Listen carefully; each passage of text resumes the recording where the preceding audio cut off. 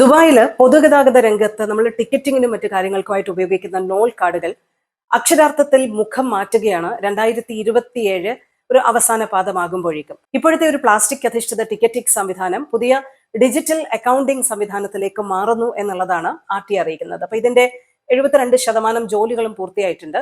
അപ്പൊ 2027 October, November, December ആ ഒരു ഘട്ടമാവുമ്പോഴേക്കും നോൾ കാർഡ് അക്ഷരാർത്ഥത്തിൽ മുഖം മാറ്റിയിരിക്കും. നമ്മളിപ്പോൾ ഉപയോഗിക്കുന്ന ഒരു പ്ലാസ്റ്റിക് അധിഷ്ഠിത കാർഡ് എന്ന് പറയുന്ന ഒരു സങ്കല്പം തന്നെ പൂർണ്ണമായിട്ട് മാറുന്നു എന്നുള്ളതാണ്.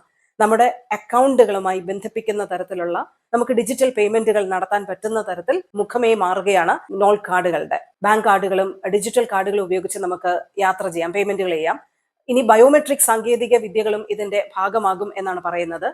നിലവില് ബസ്, മെട്രോ, വാട്ടർ ടാക്സി തുടങ്ങിയ പൊതുഗതാഗത സംവിധാനങ്ങൾക്ക് പുറമെ ഈ നോൾ കാർഡുകൾ ഉപയോഗിച്ച് എല്ലാ തരത്തിലുള്ള പേയ്മെന്റുകളും നൽകാൻ കഴിയുന്ന വിധത്തിലായിരിക്കും ഇതിന്റെ സംവിധാനം മാറുക എന്നാണ് അറിയിച്ചിട്ടുള്ളത്. ഇതിൽ പറയുന്നത് പ്രകാരം യാത്രക്കാർക്ക് സ്വന്തം അക്കൗണ്ടുകൾ ഡിജിറ്റലായി ആഡ് ചെയ്യാം. കൂടെ കുടുംബാംഗങ്ങളുടെ അക്കൗണ്ടുകളും ആഡ് ചെയ്യാവുന്ന തരത്തിലേക്ക് കാര്യങ്ങൾ വരുന്നു. ഇനി നമ്മുടെ കാർഡ് നഷ്ടപ്പെട്ടാൽ വളരെ പെട്ടെന്ന് ഇത് ബ്ലോക്ക് ചെയ്യാനുള്ള സംവിധാനമുണ്ട്. അക്കൗണ്ടിലെ പണം നമുക്ക് തിരികെ പിടിക്കാവുന്ന സംവിധാനവും വരികയാണ്. ഡിജിറ്റൽ കാർഡുകൾ, നോൾ കാർഡുകൾ ഇനി ഇങ്ങനെ ആയിരിക്കില്ല, നിലവിലെ രീതിയിലായിരിക്കില്ല എന്നാണ് പറയുന്നത്.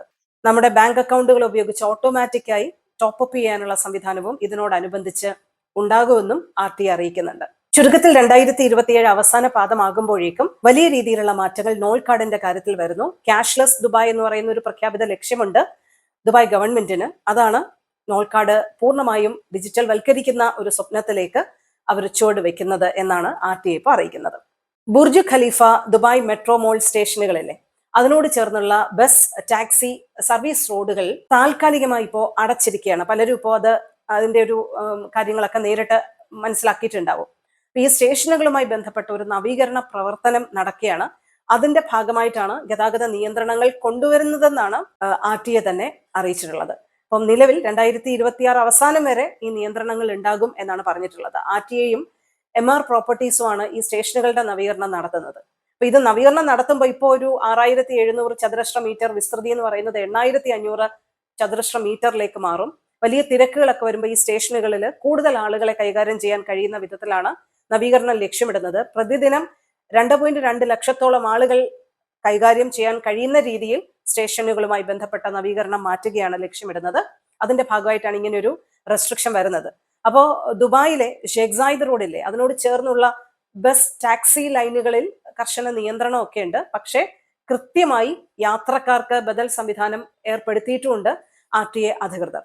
ഇപ്പോൾ മെട്രോ സ്റ്റേഷന് സമീപം താൽക്കാലിക ബസ് ലേബേ സജ്ജീകരിച്ചിട്ടുണ്ട്. അപ്പോൾ ഫീഡർ ബസ്സുകളൊക്കെ തടസ്സമില്ലാതെ ഓടുന്ന സാഹചര്യം അവിടെ ഉണ്ട് എന്നാണ് അവർ പറഞ്ഞിട്ടുള്ളത്. പിന്നെ അതുപോലെ തന്നെ ടാക്സികൾക്ക് ആളെ കയറ്റാനും ഇറക്കാനും പ്രത്യേക സോണുകളും സജ്ജീകരിച്ചിട്ടുണ്ട്. അപ്പൊ നിങ്ങൾ ശ്രദ്ധിക്കേണ്ടത് ഈ താൽക്കാലിക നിയന്ത്രണം ഉള്ളതിനാൽ വലിയ ഗതാഗത കുരുക്കിനും കാര്യങ്ങൾക്കും ഒക്കെ സാധ്യതയുണ്ട്. അപ്പോൾ ഡൗൺ ഭാഗത്തേക്ക് പോകുന്നവരും പൊതുഗതാഗതം ഉപയോഗിക്കുന്നവരും ഒരു 10-15 മിനിറ്റ് മുൻപ് തന്നെ യാത്ര പുറപ്പെടുകയും കാര്യങ്ങൾ അറേഞ്ച് ചെയ്യുകയും ചെയ്യണം എന്നാണ് RTA ഓർമ്മപ്പെടുത്തുന്നത്. അപ്പൊ അക്കാര്യം ഒന്ന് ശ്രദ്ധിച്ചേക്ക്.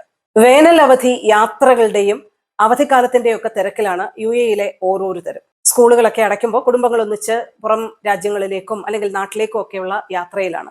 UAEയും ദുബായ് പോലീസ് സംവിധാനവും ഓർമ്മപ്പെടുത്തുന്നത് ഈ യാത്രകളിൽ നിങ്ങൾ കുട്ടികളെ സംരക്ഷിക്കുന്ന കാര്യത്തിൽ ഒരു വിട്ടുവീഴ്ചയും വരുത്തരുത് എന്നുള്ള ഒരു കാര്യമാണ്. അവധിയാണ്, അതുകൊണ്ട് കുട്ടികൾ അവരെ സ്വതന്ത്രമായി വിടുക, യാതൊരു ശ്രദ്ധയും കൊടുക്കാതെ വിടുക, അങ്ങനെയുള്ള കാര്യങ്ങൾ ചെയ്യരുത്. നിസ്സാരമായി നിങ്ങൾ വരുത്തുന്ന ഓരോ ഇളവുകളും വലിയ രീതിയിലുള്ള നിയമപ്രശ്നങ്ങളിലേക്ക് നിങ്ങളെ കൊണ്ടുചെന്നെത്തിക്കും എന്നാണ് മാതാപിതാക്കളെ പോലീസ് ഓർമ്മപ്പെടുത്തുന്നത്.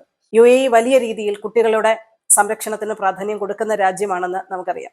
കുട്ടികളുടെ മേലുള്ള അശ്രദ്ധയും അങ്ങനെ കുട്ടികൾ എന്തെങ്കിലും അപകടത്തിൽ വന്നാൽ അതിന്റെ നിയമപരമായിട്ടുള്ള ഉത്തരവാദിത്തം മാതാപിതാക്കളിലാണ് നിക്ഷിപ്തമായിട്ടുള്ളത്.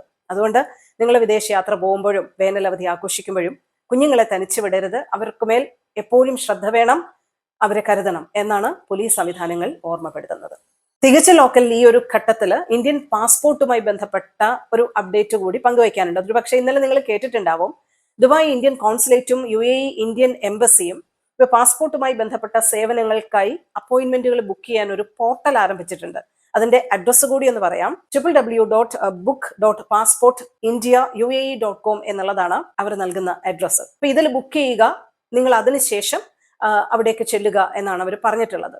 അപ്പോൾ കൃത്യം ഒരു 15 മിനിറ്റ് മുമ്പെങ്കിലും നിങ്ങൾ അവിടെ റിപ്പോർട്ട് ചെയ്തിരിക്കണം എന്നാണ് പറഞ്ഞിട്ടുള്ളത്. അപ്പോൾ വാക്ക് ഇൻ ചെയ്യാവുന്ന സംവിധാനം ഇപ്പോഴുണ്ട്. പക്ഷേ അതിനോടൊപ്പം ഇങ്ങനെ അപ്പോയിന്റ്മെന്റ് ബുക്ക് ചെയ്തിട്ടും നിങ്ങൾക്ക് വരാം എന്നാണ് എംബസിയും കോൺസുലേറ്റും അറിയിച്ചിരിക്കുന്നത്. രാവിലെ 9 മുതൽ 12:30 വരെയാണ് ഇതിന്റെ സമയം എന്ന് പറയുന്നത്.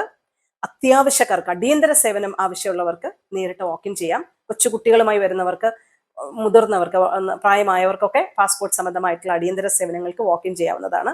അല്ലാത്തവർക്ക് ബുക്ക് ചെയ്തും ഈ സേവനങ്ങൾ കൈപ്പറ്റാമെന്നാണ് ഇന്ത്യൻ എംബസിയും ദുബായ് കോൺസുലേറ്റും അറിയിച്ചിട്ടുള്ളത്. ബാക്കി എല്ലാ കാര്യങ്ങളും തൽക്കാലം അതേപടി തന്നെ തുടരും എന്നാണ് എംബസിയും കോൺസുലേറ്റും ഇപ്പോൾ അറിയിക്കുന്നത്. അപ്പൊ അക്കാര്യങ്ങളൊക്കെ ഒന്ന് ശ്രദ്ധിച്ചേക്കുക.